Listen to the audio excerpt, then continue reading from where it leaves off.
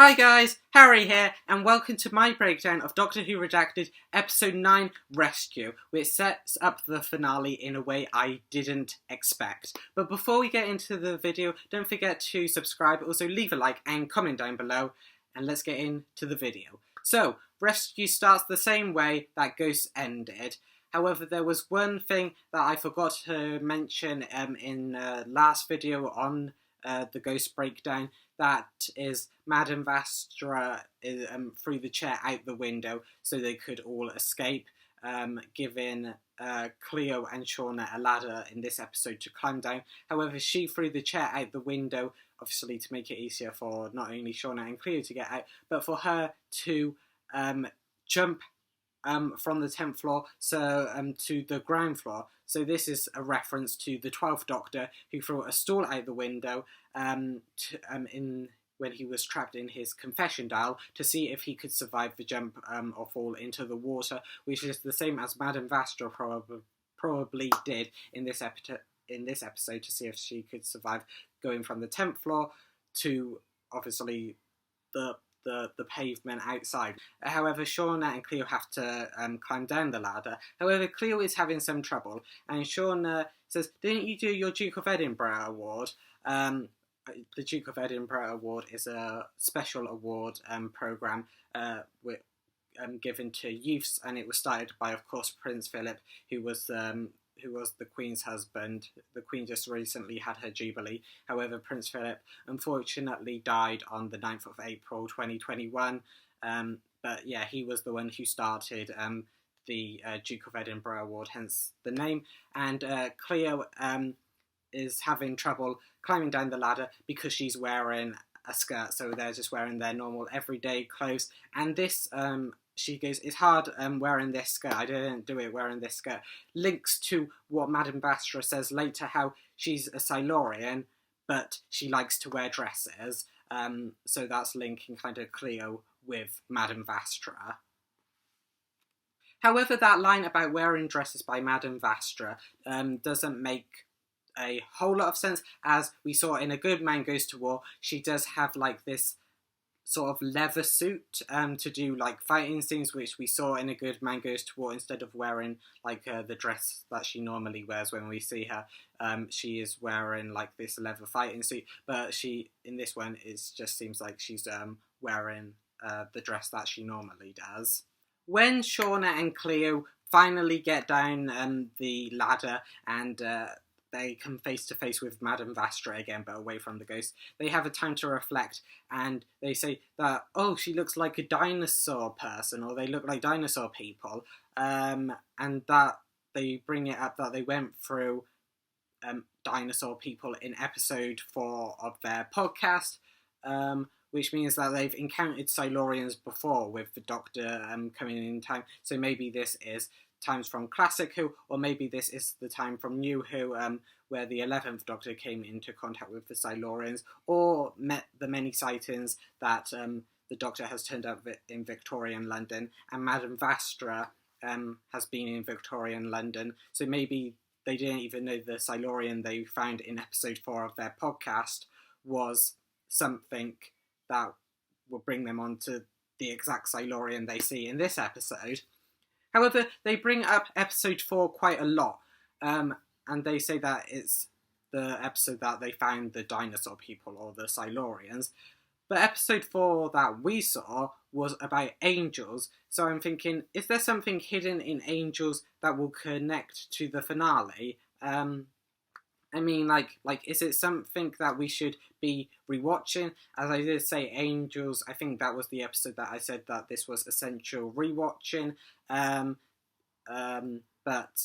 I don't know. It could be.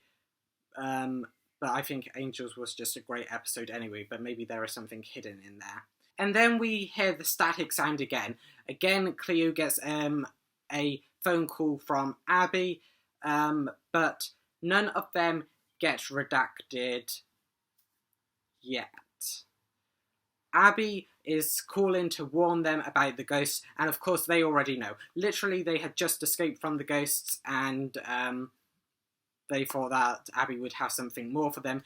Maybe Abby was phoning to apologise. However, she is still with Unit, and she hangs up on Cleo as Unit are getting ready to leave, setting up something that will happen in the later act of this episode. Cleo is then the one to lead Shauna and Madame Vastra somewhere to the flat she shares with Jordan, because she wants to leave him a note, because she wants to let him know about the ghost and where she is. But doesn't she know that he's already a ghost, that he's already been redacted? I mean, Jordan left her a phone call with the same like static sound, so surely she knows that Jordan has been redacted, and it just seems a bit weird that she doesn't know that and it's just being brought up now. It's a bit weird. Madame Vastra reveals this to be true, saying that your brother is probably redacted, and Cleo calls Madame Vastra Medusa, and of course Medusa is a woman with like snake hair, and she can turn people into stone. Again, this is probably a reference to the Sarah Jane Adventures, specifically the Eye of the Gorgon episode. The Gorgon was like a creature who could turn people into stone, and some people think Medusa is the daughter of the Gorgon and Ceto, but again, that's a link between this episode and the Sarah Jane Adventures, another spin-off Doctor Who series. However, Madame Vastra just shrugs this off and says that that humankind is always like this towards her. And again, Cleo apologises and says that she should know better, as people treat her like that. So I just think that, come on, Cleo, it's happened to you. You could at least think it through before you say it. But again, she does apologise, and it seems that Cleo kind of gets treated like a monster, even though there's nothing abnormal about her. She's just a normal person figuring out her life. Cleo again gets another voicemail, this time from her mum, and it is the same voicemail she has heard time and time again that we heard in Ghosts. And Vastra tries to explain what the ghosts are and what they're doing here, but we get a better explanation of that later in this episode. Cleo then recognises that the voicemail she got from Jordan, because she gets a voicemail from Jordan now, is from 18 months ago, and she now realises that her mum and brother are both ghosts, have both been redacted. She says, although she doesn't say her mum and her brother, she says her family, and this brings up a good point later, as she recognises that Shauna and Abby are also her family, which I think is a really good parallel. How family isn't just the people you're born with, family is also the people you choose along the way as well. Shauna then notices that the ghosts have noticed them and that they're coming towards them. Madame Vastra says because they're in distress and they want help, which makes a really bone-chilling thing, that the ghosts know they're stuck somewhere and they're trying to hunt down all the people that haven't been redacted yet, the people that aren't ghosts, and they're killing them or turning them into ghosts by doing that, but they don't realise it, and it's chilling that they're trying to get help, but inadvertently they're killing the ones that they're trying to get help from.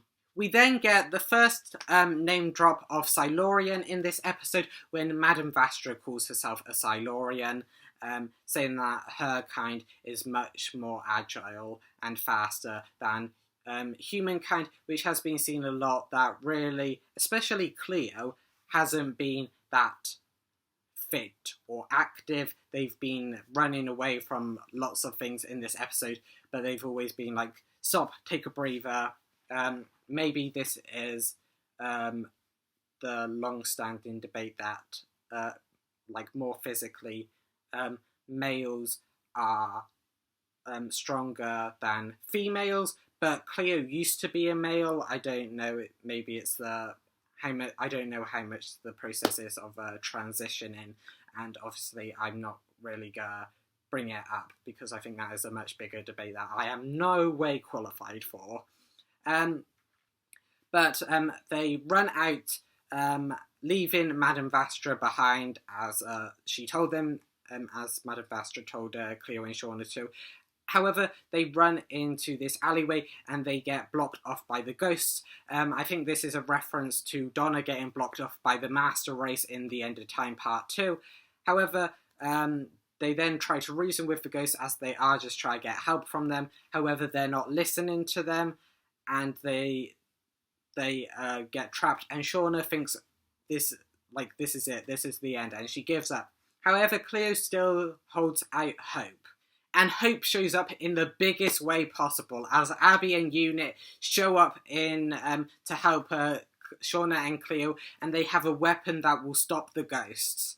And it is great to see that Abby has persuaded Unit to help Shauna and Cleo. However, it isn't confirmed whether Unit just saw a big sighting of ghosts and decided to stop them, or Abby convinced them to go and help Shauna and Cleo. So it's still up in the air, but I like to think that Abby came to help them. And Shauna says to Abby when she gets back round to them, "Is this you rescuing us then?" Which is, of course, a name drop in the episode Rescue. However, Abby and Shauna then start to argue again when Madame Vastra shows up and telling them to follow her into the sewer, and Cleo again has to stop Abby and Shauna arguing. They again have been arguing a lot throughout the episode, and Cleo is always the one having to tell them to stop. Abby again, once she sees Vastra's face, brings up episode 4. And episode 4 again is being brought up again, so there must be something important. Maybe about Silurians, that there's something that we don't realise, but episode 4 seems like a direct thing to angels. However, maybe I'm just putting too much attention on it, although there is something about that has been brought up a couple of times that I thought maybe I was putting too much attention into, that actually shows up in this episode. In the sewer, Madame Vastra says to the girls that she has an oracle which she is taking them to see, which I thought was maybe the Doctor, as Madame Vastra says her oracle has lived for millennia and has knowledge of time and space. Abby reveals to Madame Vastra that she read a lot about the Silurians at Unit, and then Vastra coldly says to her, "Did your superiors also tell you how Unit killed millions of Silurians whilst they slept?" And that is, well, Vastra treated her really coldly then, and Shauna says, "Way to go, Abby," a bit coldly as well. Which, think about it, it's not really Abby's fault. I know they're all mad with her, Vastra for working with people that killed her race, and also Abby, and also Shauna and Cleo for Abby leaving them. But it's not Abby's fault. She didn't really work for Unit, so her superiors, well, no one really told her anything apart from Osgood. And yet Unit killed millions of Silurians. This happened in Doctor Who and the Silurians, which the Brigadier blew up the Silurian base. It wasn't really Abby's fault. No one told her anything. So I don't know why Vastra is treating her that harshly. I know it's Madame Vastra's family, but it's not really Abby's fault. And Shauna is treating her just as badly for something that she doesn't even have a cause to be angry with her at, as she did come back and save them from the ghosts. Abby does, however, reveal that Unit told her that London, Manchester, Liverpool, and Glasgow have started to become abandoned and started being redacted, which we get later in the episode. We see part of London being redacted.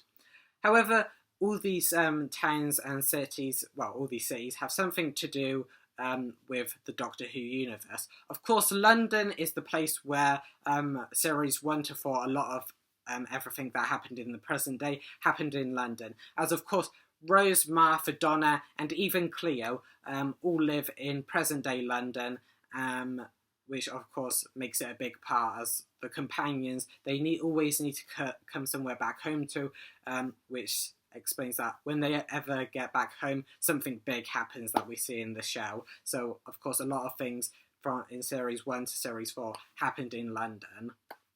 We also get references to Manchester being abandoned as well. And of course, Manchester has been the setting for many Doctor Who adventures in audio dramas and books, as well as appearing again in the Sarah Jane Adventures, which was a quest where they had this laser tag and they were taking humans to be basically the army for an alien race in this war that had actually finished. As well as a big connection to modern Doctor Who, Alf Storage was located in Manchester, which we saw in Eve of the Daleks. So a big, modern reference to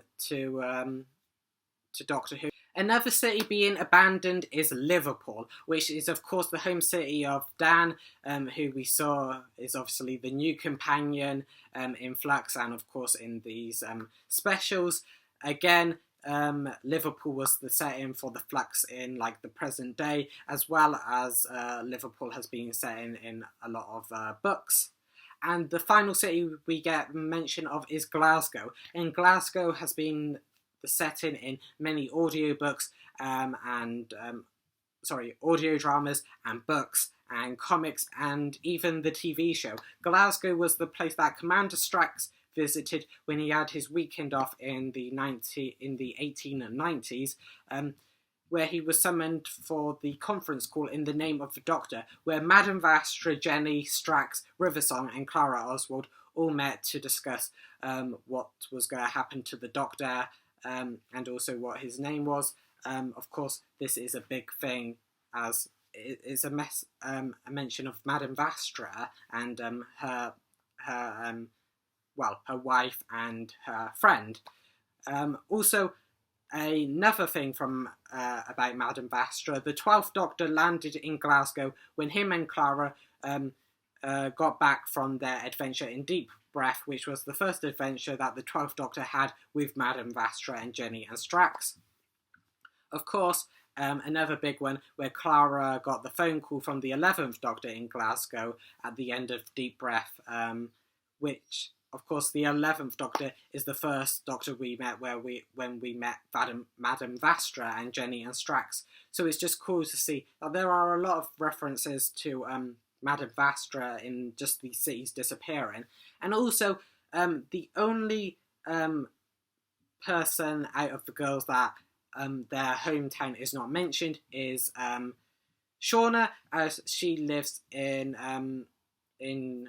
Sheffield, which is of course where Yaz lives, but it has been in past episodes that things weren't good there either. So it is implied that all the cities that these girls live in are falling away and being redacted. Oh, another quick thing I forgot to mention, Captain Jack also says that Torchwood 2 was in Glasgow, run by a man named Archie. Abby then drops the bombshell as she reveals that her mum and Craig, her boyfriend, are both redacted as well as Osgood. And I think this is sad, as we hardly got much of Osgood, as the same with Kate Stewart. These guest stars they've brought back, they've just kind of been plot devices to use for one episode, and then they've been gone, only in mentions. And I think this is a shame, as Osgood was basically replacing Kate Stewart after Kate Stewart only appearing for like 10 minutes, and now she's gone. So I think it's just a waste of the actors. Unfortunately, that is a gripe I have with this series. The actors from Doctor Who are being wasted. However, the girls then kind of reconcile, and through that reconciliation, we get the song Handlebars by Finger and Grove, which we hear when the girls are reconciling with each other. However, this is usually just a song between Shauna and Cleo. However, it is now a song between all of them.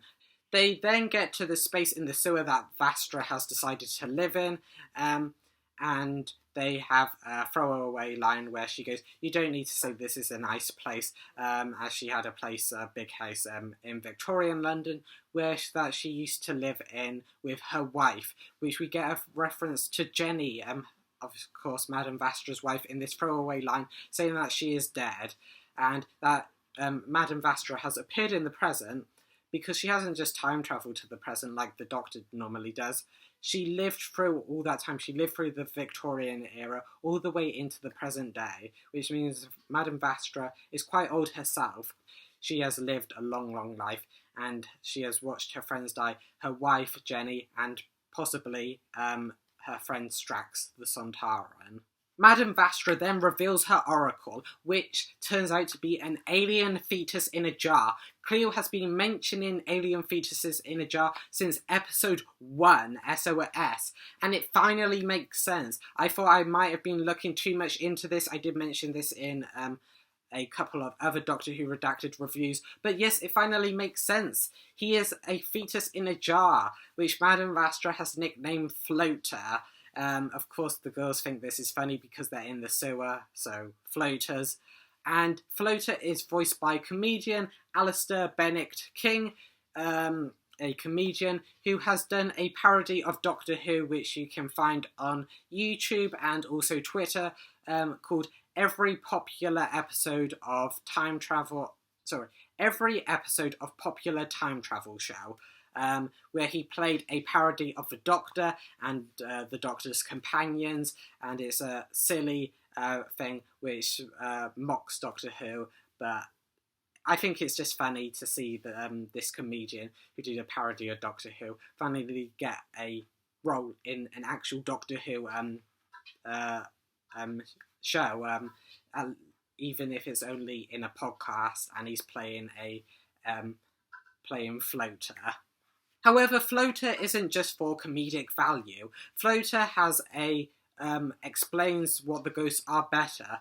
Floater says that his race exists in the psychic realm, and the way that we hear him and he's communicating with us, more Vastra and the girls, is psychically. And he explained that the ghosts are existing in the psychic realm, even though humans can't really exist in his realm.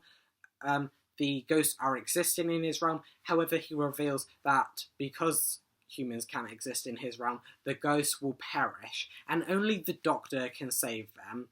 However, again, Shauna and Abby can't remember the Doctor, and they say something along the lines of, "What's that?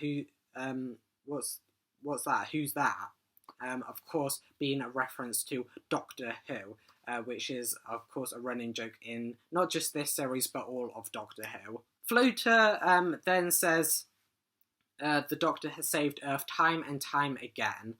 And Vastra says that the TARDIS used to be a symbol of hope. Maybe a reference to Day of the Doctor, when the Moment said this to the War Doctor, that the TARDIS brings hope to anyone wherever it goes, even the Doctor. Which we saw in Day of the Doctor. You know the sound the TARDIS makes? That wheezing, groaning. That sound brings hope wherever it goes. Yes. Yes, I like to think it does. To anyone who hears it, Doctor. Anyone. However lost. Even you.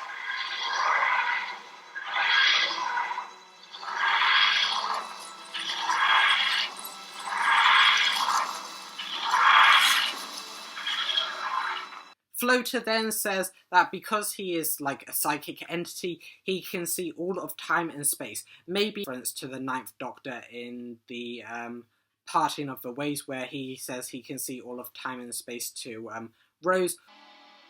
I can see everything. All that is. All that was. All that ever could be. That's what I see. All the time. However, he reveals that this isn't just the Earth that's being redacted. Every planet the Doctor has visited is being redacted. A reference to Turn Left, the Pandorica opens, and the Big Bang, as they can see that there's no stars in the Pandorica opens and the Big Bang. What do you see, Amelia? The moon. And what else? Just the dark. But no stars. If there were stars up there, we'd be able to see them, wouldn't we? And all the planets and all the stars are going out and dying out in Turn Left. Look. Look there. We're going out. Oh my God. Oh no.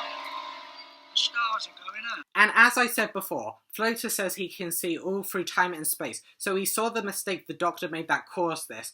But before he gets a chance to explain it, an earthquake interrupts him because London is getting redacted. And again, of course, all the planets are getting redacted and going and dying. And Vastra says that she might have not long left for this world, setting up the twist of someone else getting redacted. Vastra and Floater says that the girls must find the Doctor. And they said, well, how can they find the Doctor? And what do? We just say, stop destroying the universe? And Floater says, no. The Doctor is the cause of this, which means the Doctor must die. You have to kill the Doctor. Which is insane. How do they kill the Doctor? I mean, Madame Vastra says she has seen whole armies stood against the Doctor and emerged without a single scratch. So how are the girls supposed to kill the Doctor? Cleo then starts to feel weird and we get this static sound. Yes. This is insane. And she starts to feel weird. She starts to feel a bit like Spider-Man in Avengers Infinity War, when he could feel the dusting about to happen, and Cleo knows she's getting redacted. Cleo then starts to panic, and it's horrific to hear Cleo get redacted. She goes, no, I can't be left on my own, and she really does panic. She doesn't want to be left on her own, and that's when she notices that she really does need Shauna and Abby. They're more of a family to her than ever before, and it just shows that even though she's gone through all this transitioning, she is still really afraid on her own, and it's without her family and friends she wouldn't be where she was now. But she gets redacted. Abby, Shauna, Madame Vastra, even Floater don't remember her. They don't panic when she's getting redacted, and she finally gets redacted. And this bone-chilling 2-word sentence, I'm gone, which when you hear Cleo say it, you get a chill from it. It is bone-chilling, and she is gone, which is insane. And that's how it sets up the finale, with Cleo being redacted as well. I never thought that the girls would get redacted when this series began, but it's just insane to throw a curveball like this, especially this late into the episode. Maybe Cleo will find the Doctor, maybe Abby and Shauna will get her back and they'll bring the Doctor with them. I just can't wait to hear episode 10, the series finale, next Sunday. But if you like this video, don't forget to leave a like. Also, comment down below what you thought of this episode. Also, subscribe and share it out if you like this video. And I will see you in the next one.